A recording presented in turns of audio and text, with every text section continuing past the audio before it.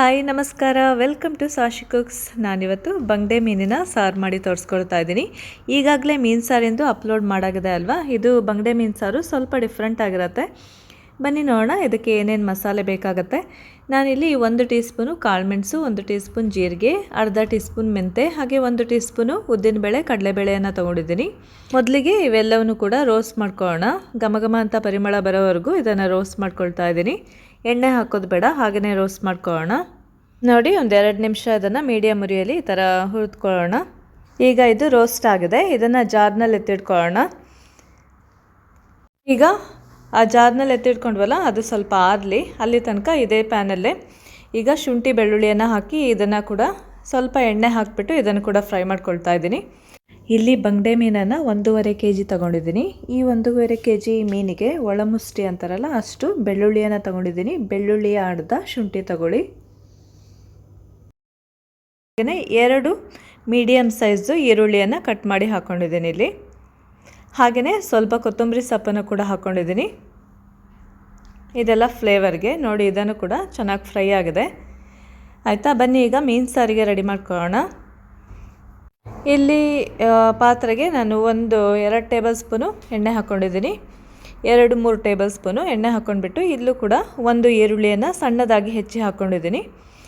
ಆಯಿತಾ, ಅದೇ ಈರುಳ್ಳಿಗೆ ಸ್ವಲ್ಪ ಕರಿಬೇವು ಸೊಪ್ಪನ್ನು ಕೂಡ ಹಾಕ್ಕೊಂಡಿದ್ದೀನಿ. ಕರಿಬೇವು ಸೊಪ್ಪು ಒಳ್ಳೆ ಫ್ಲೇವರ್ ಕೊಡುತ್ತೆ ಮೀನು ಸಾರಿಗೆ. ಸಾರಿಂದು ಫ್ರೈ ಆಗ್ತಾ ಇರುವಾಗ ಈ ಕಡೆ ಜಾರಿಂದು ಕೂಡ ಜಾರ್ನಲ್ಲಿ ಹಾಕಿಟ್ಕೊಂಡಿದ್ವಲ್ಲ ಮಸಾಲೆ, ಅದು ಕೂಡ ಆರಿದೆ, ಈಗ ತಣ್ಣಗಾಗಿದೆ. ಇದಕ್ಕೆ ನಾನು ಸಣ್ಣ ನಿಂಬೆಹಣ್ಣಿನ ಸೈಜಷ್ಟು ಹುಣಸೆ ಹಣ್ಣನ್ನು ಹಾಕ್ಕೊಂಡಿದ್ದೀನಿ. ಹಾಗೆಯೇ 1 ಕಪ್ಪು ಒಣಕೊಬ್ಬರಿ ಹಾಕ್ಕೊಂಡಿದ್ದೀನಿ. ಹಾಗೆಯೇ ಸಣ್ಣ ಟೊಮೆಟೊವನ್ನು ಹಾಕ್ಕೊಂಡಿದ್ದೀನಿ. ನೀವು ಇದಕ್ಕೆ ಒಣಕೊಬ್ಬರಿ ಅಥವಾ ಹಸಿ ಕಾಯಿ ತುರಿ ಯಾವುದಾದ್ರೂ ಯೂಸ್ ಮಾಡ್ಕೋಬೋದು. ಹಾಗೆಯೇ 2 ಟೇಬಲ್ ಸ್ಪೂನು ಖಾರದ ಪುಡಿಯನ್ನು ಹಾಕ್ಕೊಂಡಿದ್ದೀನಿ. ಹಾಗೆಯೇ 2 ಟೇಬಲ್ ಸ್ಪೂನು ಕೊತ್ತಂಬರಿ ಪುಡಿ, ಧನಿಯಾ ಪುಡಿಯನ್ನು ಹಾಕ್ಕೊಂಡಿದ್ದೀನಿ. ಆಯಿತಾ, ಹಾಗೆಯೇ ಇದಕ್ಕೆ 1 ಟೀ ಸ್ಪೂನು ಉಪ್ಪನ್ನು ಹಾಕ್ತಾಯಿದ್ದೀನಿ. ದೊಡ್ಡ ಉಪ್ಪನ್ನು ಯೂಸ್ ಮಾಡಿ. ಹಾಗೆಯೇ ಇದಕ್ಕೆ ಸ್ವಲ್ಪ ನೀರನ್ನು ಆ್ಯಡ್ ಮಾಡ್ಕೊಂಡ್ಬಿಟ್ಟು ಇದನ್ನು ಚೆನ್ನಾಗಿ ರುಬ್ಕೊಳ್ಳೋಣ.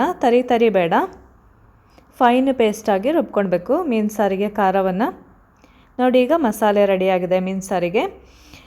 ಈಗ ನಾವು ಒಗ್ಗರಣೆ ಮಾಡ್ಕೊಂಡಿದ್ವಲ್ಲ, ಈರುಳ್ಳಿ ಮತ್ತು ಕರಿಬೇವು ಸೊಪ್ಪನ್ನು ಹಾಕ್ಕೊಂಡ್ಬಿಟ್ಟು ಅದಕ್ಕೆ ಈಗ ಈ ಖಾರವನ್ನು ಆ್ಯಡ್ ಮಾಡ್ಕೊಳ್ತಾ ಇದ್ದೀನಿ. ಹಾಗೆಯೇ ಈಗ ಸಾರು ಎಷ್ಟು ತಿಕ್ಕಾಗಬೇಕು, ತೆಳ್ಳಗೆ ಬೇಕು ನೋಡಿ ನೀರನ್ನು ಹಾಕ್ಕೊಳ್ಳೋಣ. ಹಾಗೆಯೇ ಜಾರ್ನಲ್ಲಿ ಇಡ್ತಕ್ಕಂಥ ಖಾರ ಕೂಡ ತೊಳೆದು ಹಾಕ್ಕೊಳ್ಳೋಣ.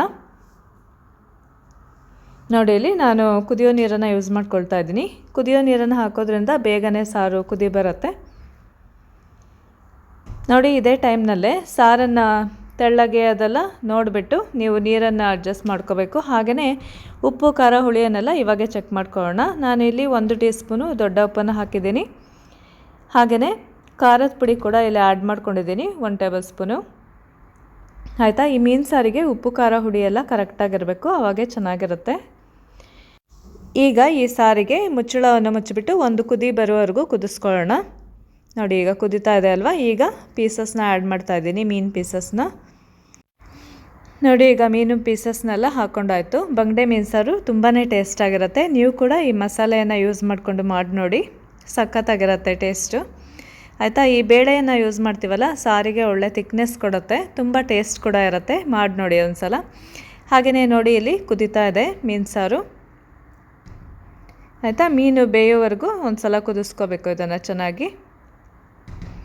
ನೋಡಿ, ಈಗ ಬಂಗಡೆ ಮೀನು ಈಗ ರೆಡಿಯಾಗಿದೆ. ಬಂಗಡೆ ಮೀನು ಸಾರು, ಮೀನು ಕೂಡ ಬೆಂದಿದೆ. ಈಗ ಇದು ಅನ್ನಕ್ಕಾಗಲಿ, ಹಾಗೆಯೇ ರೊಟ್ಟಿ ಮುದ್ದೆಗೆ, ಹಾಗೆಯೇ ಕಡುಬು, ಇಡ್ಲಿಗಾಗಿರ್ಬೋದು, ಎಲ್ಲದಕ್ಕೂ ಸೂಪರ್ ಕಾಂಬಿನೇಷನ್ ಅಂತಲೇ ಹೇಳ್ಬೋದು.